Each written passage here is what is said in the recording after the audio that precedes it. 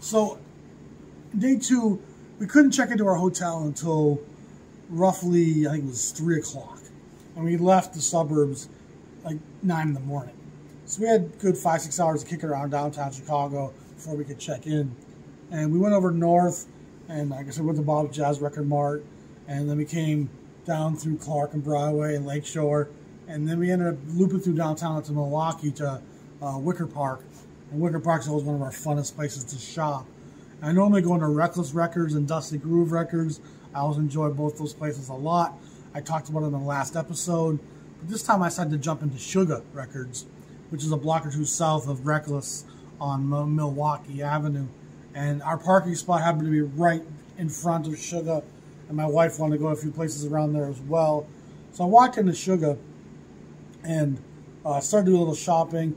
I asked if they could look up stuff in their inventory and see if they've ever had it. And kind of struck up a conversation with what turned out to be the owner, Adam. And Adam was a great guy. Turns out, I knew he was a Minnesotan, because Shuga used to be up here 10, 12 years ago, 15 years ago. And I also knew I DJ'd a wedding for one of his partners at one point. Turned out to be his GM at the time. And sadly, I guess he's kind of gone the way of the far right now, that GM. But I did that wedding for him, and I guess Adam was even at that wedding, and I DJ'd it. And he moved up to Chicago with Shuga. And I bought from Shuga a few times online, but I actually hadn't been into the store in my multiple trips to Chicago, mostly because I've always run out of money before I've gotten there.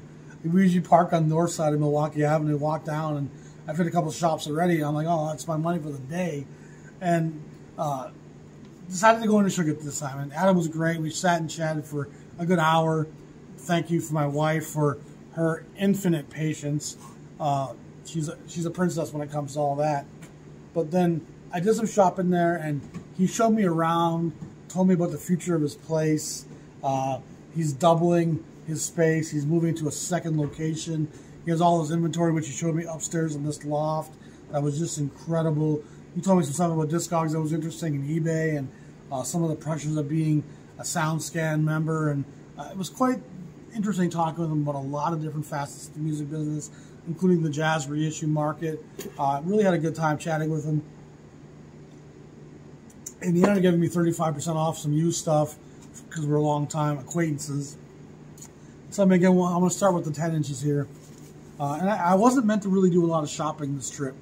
Our money's kind of tight. With the coffee shop coming online, we needed kind of revenue.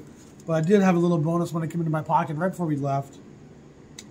And so then when someone says they'll give you a nice discount, you kind of do a little shopping then, almost like, man, what can I get? What can I find here? And I found those Charlie Barnett Plays Duke Ellington, a nice little 10-inch on the RCA label. And I've really come to love Barnett. He's a pretty hard swinging guy. He always played with very mixed groups, so there was no sense of him not understanding the importance of black and white in this music. Barnett's just a great band leader, talent scout, and just was a hard swinging guy. And his records are always fun. You know what I mean? That's kind of the really key thing. Skyliner. They're fun songs that are full of juice, full of bounce, full of life. Then I found this Chico O'Farrell record. And I know Chico kind of threw his record on Impulse. That's how I know of him. And I don't know a ton about him, but I knew he did some work for Norman Granz. And this is a 10-inch that he does for Norman Granz, probably in 52, I think it is, called Chico O'Farrell Jazz, Clef record. Cool cover, David Stone Martin. So you always got to collect your David Stone Martin pieces. And there's Chico. I guess it's got a Latin flavor and talks about Machito on the back and Afro-Cuban.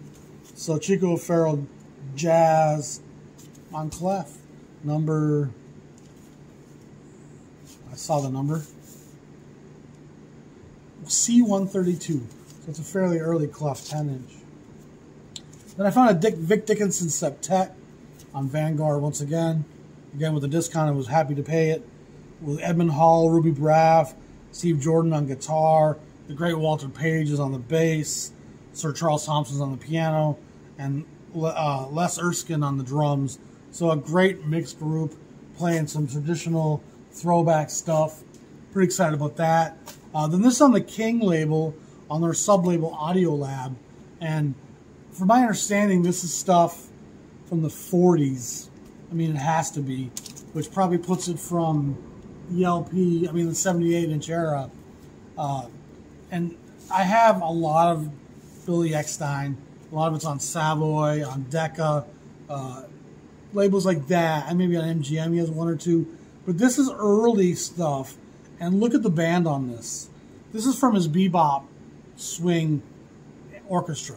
And he's got Sarah Vaughan singing with the great Dizzy Gillespie, the great Wardell Gray, the great Oscar Pettiford, Gene Ammons, royalty, Dexter Gordon, royalty, Bud Johnson, royalty, then a few names a little bit less known. Trummy Young, who's a pretty well-known player, along with Al Killian and Rudy Rutherford, who are names I'm not as familiar with.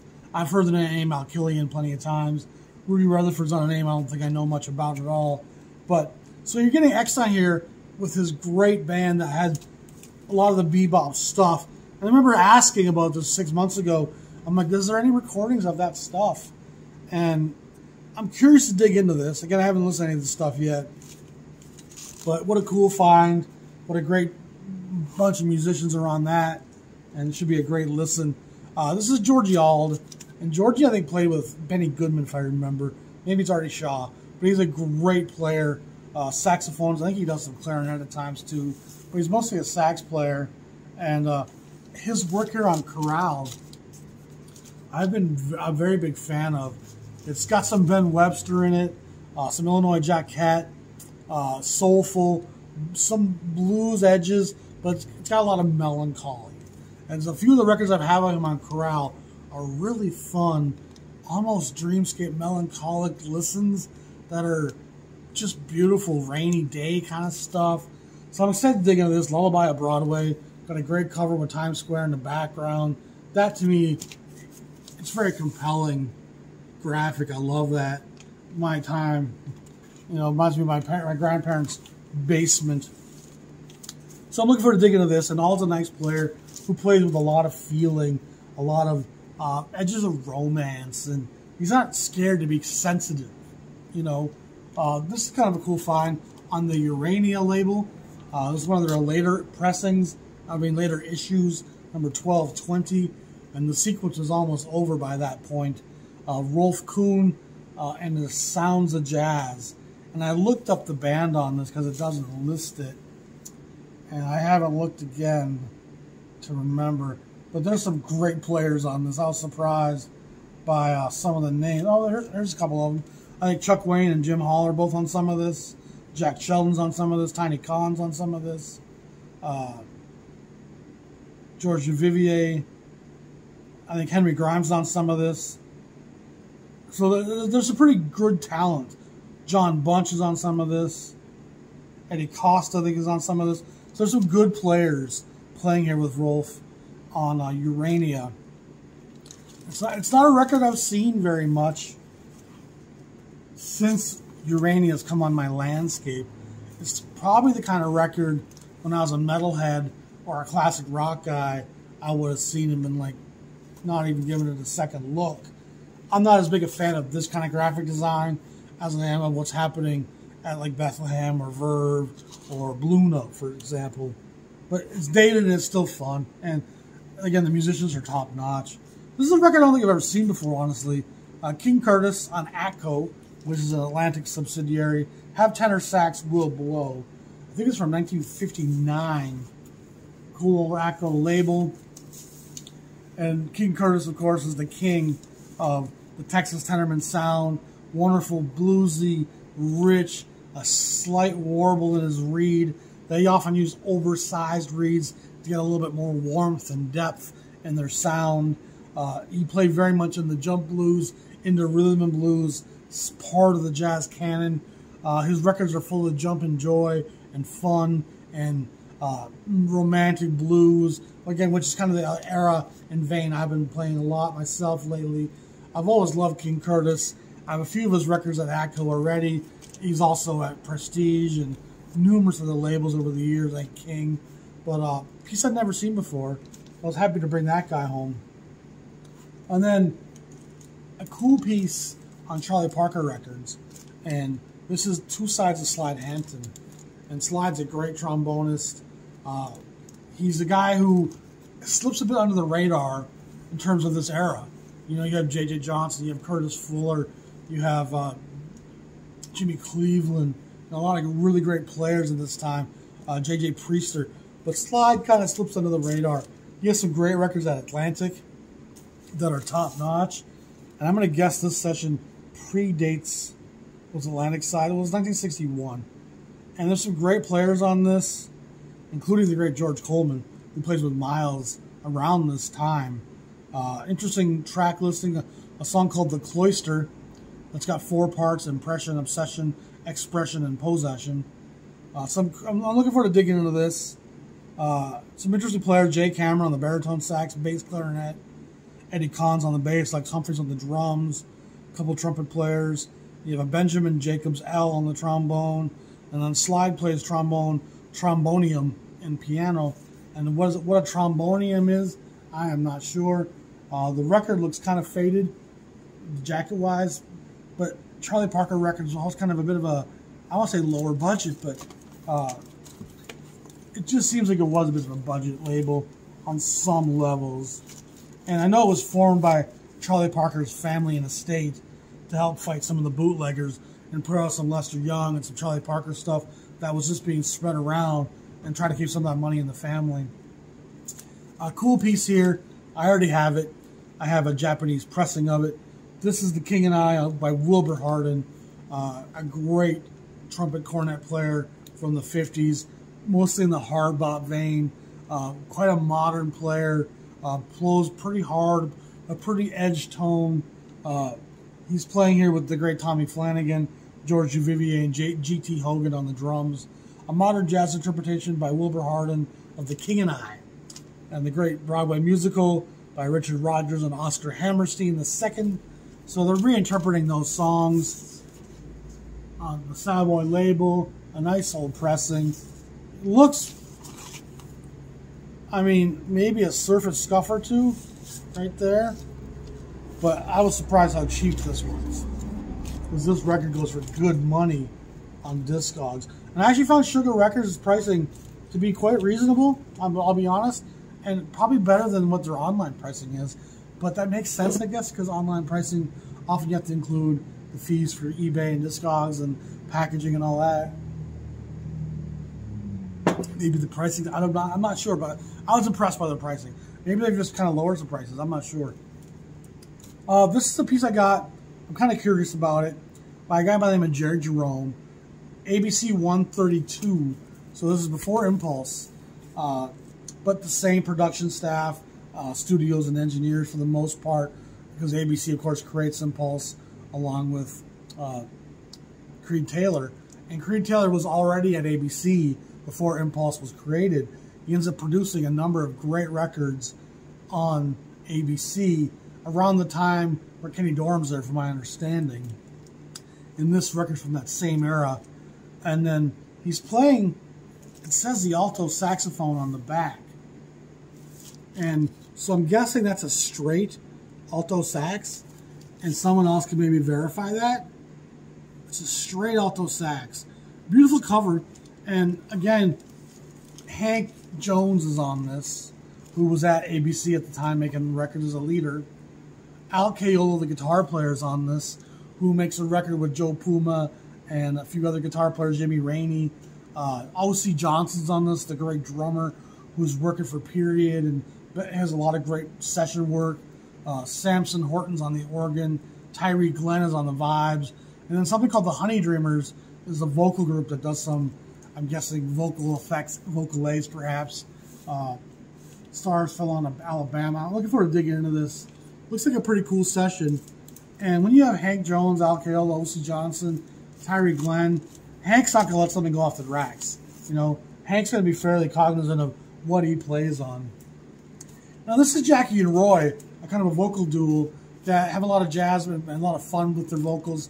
And this is a record I've seen over the years for various pricing. I found it for $2 plus the discount. And any hesitation I have, and I have quite a bit of their stuff at Storyville think there's a Bethlehem. There's other ABC work. I think they actually do one at CTI down the road. They're interesting. They're interesting vocalists, you know. But what really sells you here, first of all, is Bill Holman's orchestra. So you're already like, oh, Bill Holman, he's a badass, you know. West Coast sax player, great arranger, great composer. And then you dig a little bit deeper on this little narrative, a story panel back here, and you find out that on the piano, you have the great Lou Levy, who's a Chicago pianist who ends up on the West Coast, works for RCA. And then you have other players such as Al Porcino, Stu Williamson on the trumpets, Frank Rossellino and Ray Sims on the trombones, Herbie Mann and Dave Pell on the saxophones, also Richie Kamuka and Charlie Mariano on the saxophones. So you have 4 outstanding sax players. Max Bennett, Shelly Mann on the drums and the bass. So what you got there is a real who's who of West Coast talent backing them here. So I'm guessing this is actually going to be a real fun record for a few bucks. And that's part of the beauty of getting to know the labels and who's at what labels when. That's a lot of talent backing them right there. Should be fantastic. This is a bit of a novelty piece, but it's a Chicago-related piece. It's on VJ. It's a very early VJ piece, number 1006. Yep. Which I think is the 6th release on VJ. It's got the old label there. Not the one with the color. It's just a simple label. It's Sarah McLawler and Richard Otto. And they actually have one record on VJ before this. And VJ was a label run by a black couple out of Indiana who headquartered out of Chicago. And VJ, of course, really breaks it out famous when they do the Beatles' first record in '63. That really kind of changes the direction of VJ. But 58, 59, 60, 61, they're doing some great stuff with Wynton Kelly, Lee Morgan, Wayne Shorter. Just real cutting-edge, modern stuff. You know, Frank Strozier. There's a lot of great stuff on VJ. Paul Chambers. I mean, you're talking kind of a who's who, Blue Note-esque quality players. And but this is kind of earlier on in their discography. And he's an organist. She's a violinist. But it says we bring you swing. And my guess is this. This brother and sister right here are going to squeeze as much swing out of a violin and an organ as you can possibly do. I mean, I don't think they're going to mess around. I just don't. I mean, I'll be honest, if those were 2 white cats, I'd be like, But I'm curious to see what a brother and sister come up with. Because brothers and sisters come up in the church. They got the blues, the gospel, jazz music all within their veins and their souls. And I just bet you this record's going to swing pretty hard. So I'm kind of excited about that. This is another Jubilee record I didn't have. Stan Rubin and his Tiger Town 5. I think I might have the 10-inch of this, actually, with a totally different cover. I don't think this is a Burt Goldblatt. Pretty sure it's not. It's a cool cover, though, with some little tigers on the piano there. And, again, Dixieland era, Jubilee. And Dixieland was going through a real Dixie revival in the 50s and 60s. And this was part of that whole scene and probably sold pretty well. Another Scott Baldwin find here is this Red Norval with Jack Montrose.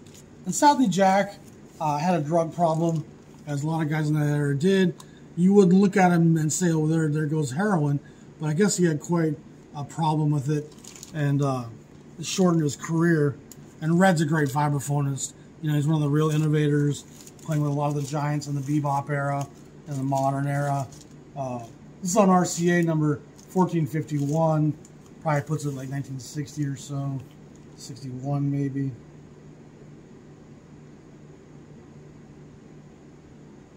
Doesn't say. But it's got to be in that era somewhere. And I've seen Scott Baldwin say it was great. I've always trusted Scott Baldwin's take on pretty much anything.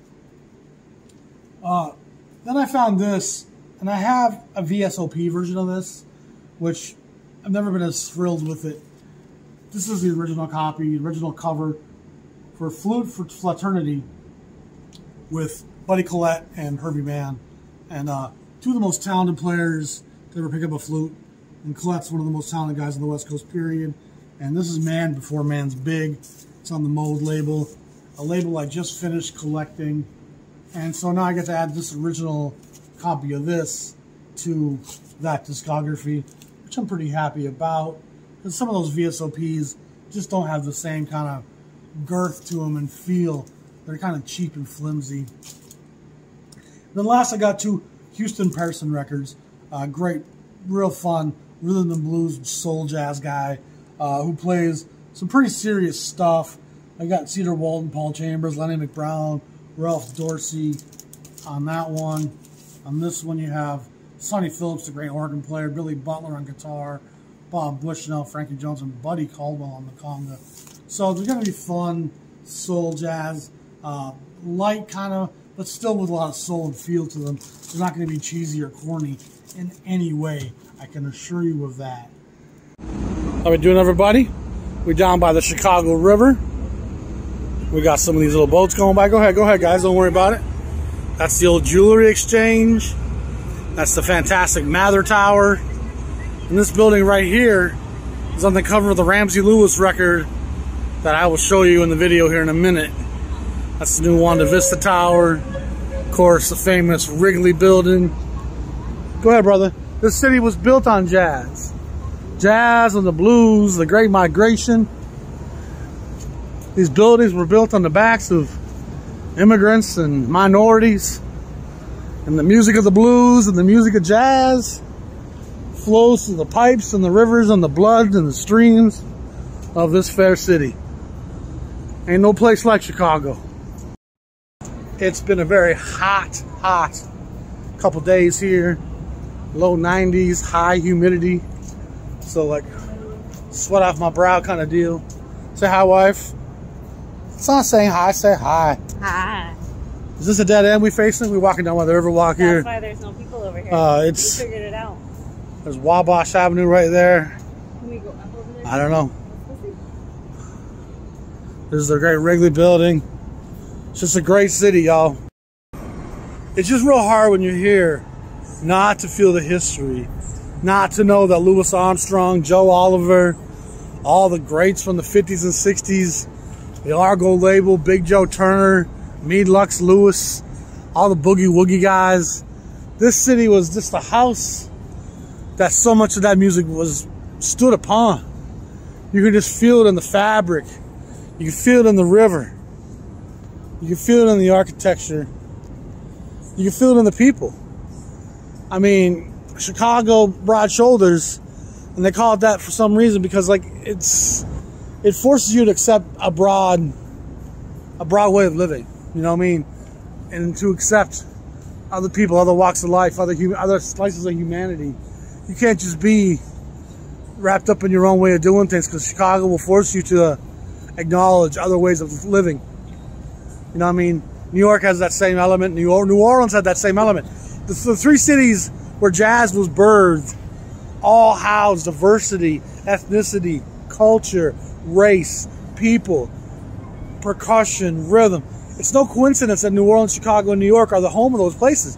No other place on this continent has that fabric that allows different elements to come together, to coalesce, to create that fundamental sound that is jazz music. I mean, you have to recognize that the city is a part of that equation. It just rings through in every note. I just wish I could see how it was like when Armstrong was here with Joe Oliver playing these clubs and the mob was running the place. Must have been a special time. I mean, a difficult time. Mr. Seagull up there. Hi, what's up, buddy? I mean, I just feel it in my bones walking around in this city. It's exciting. And I'm going to show you some more footage here as we go. Just a fantastic vista.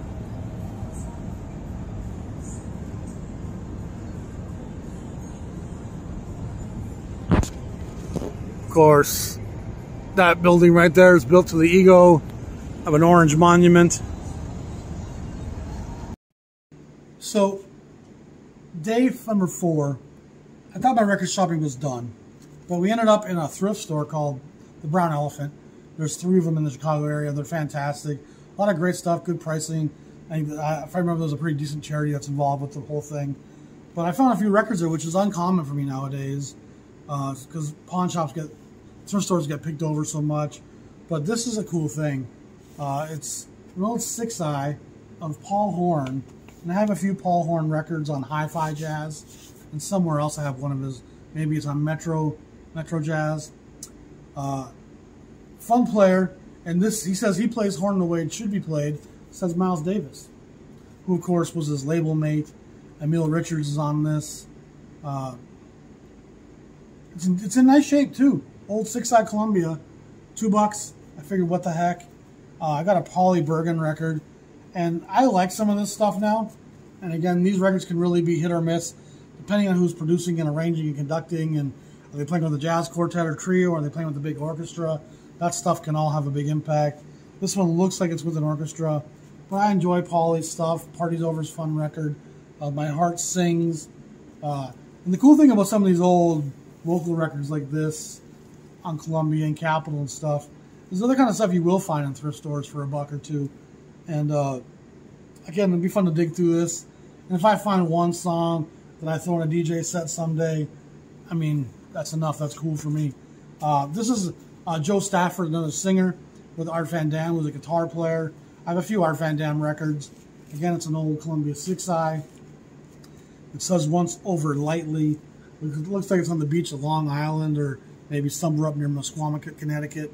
Big sandy Atlantic beaches right there. She's a fine singer, and he's a nice guitar player.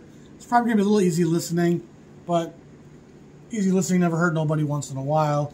And I got this Woody Herman, My Kind of Broadway, and a Swinging Herd. By this time, a lot of the people I know are kind of no longer with the group, but there's still a few names that I know, like Bob Stroop, Desko Gojkovic, Ronnie Zito, Nat Pearson on the piano. So there's still a few names in there, but it's probably still pretty good swing and pop stuff. I also found a Rascals record, not a jazz piece, but it's in nice shape. It's got Rainy Day on it, which I love. I think I have a few 45s from that album. So it's a nice little piece. And then we went to the second Brown Elephant, and lo and behold, there was a record store right across from that second Brown Elephant. And I found a few pieces in there that I'm kind of excited about as well to share with you. Another thing on Charlie Parker Records, The Connection, which is the Red. What's his name?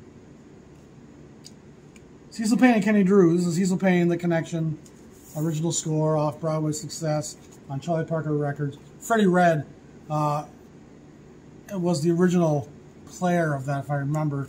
There was a few records called The Connection. That's the soundtracks to that stuff. This is still a sealed copy. Cecil Payne, Clark Terry, Benny Green, Duke Jordan, Ron Carter, and Charlie Pearson. So it's a pretty all-star, outstanding lineup. Should be fun to dig through that. Another one of those Charlie Parker records that I figured I'd get, since a lot of history there. This is the Blues Are Brewing Billie Holiday on Decca. And I think this is a collection of some Decca 78s, if I recall. Because by the time the LP era comes around, she's firmly entrenched with Norman Granz. So this has to be probably 78 stuff from late 40s. Maybe before that even, because she's at Commodore there for quite a while. She's at Columbia for a while. So the Decca stuff fits in there somewhere. And then I got some cool 10 inches there here as well, which I'm excited to kind of dig through. This is Lyle Hampton. Oh, Rock on MGM. It's in very nice shape. This was a very nicely manicured record store. It was called Rattleback Records. And north on Lincoln, way up north in the city still. You gotta love old Lyle Hampton. I got this cool piece on Esoteric Volume 2 with Charlie Ventura, Alan Eager, Bill Harris, Chubby Jackson, Buddy Rich, Fats Navarro, Ralph Burns, and Al Valente. And it looks like David Stone Martin, but it's not. It says Penelope. Like, what a cool piece that is. That just screams early 50s. Great musicians are on here. So I'm looking forward to diving into this one. Again, Esoteric Records. Never seen it. It's number 3 on their series. Cool piece. Excited to dive into that. And then I got a cool Flip Phillips 10-inch here. Jumping Moods by Flip Phillips.